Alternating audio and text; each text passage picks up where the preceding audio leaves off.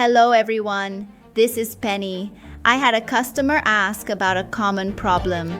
Their thread rolling dies made from DC53 tool steel are prone to chipping. I'd like to share my thoughts on how to solve this. First, it's important to understand the demands placed on these dies. The thread rolling process requires a die material with excellent wear resistance. At the same time, cost control is a major factor for these products. Considering these requirements, the ideal tool, steel for thread rolling dies, needs to have high hardness and great resistance to chipping, all without being too expensive.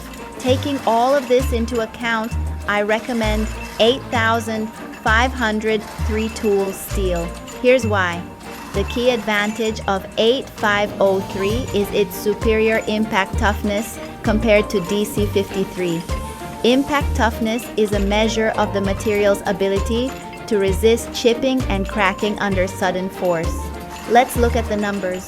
When both steels are heat treated to a hardness of HRC 60 to 62, the impact value of DC53 is around 33 joules. The impact value of 8503 can easily reach 50 joules.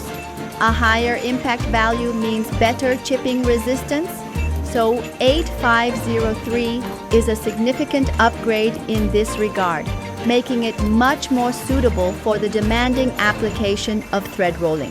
Crucially, you don't have to sacrifice other properties. At that same HRC 60 to 62 hardness, the wear resistance of 8503 is on par with DC53. Plus, the price of 8503 steel is not any higher than DC53.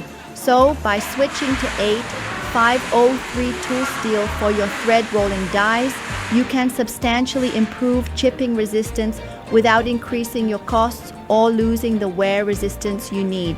This is our go-to recommendation for customers who are looking to extend the service life of their dies. I'm Penny. If you have any more questions, please feel free to get in touch with us. Thanks for watching.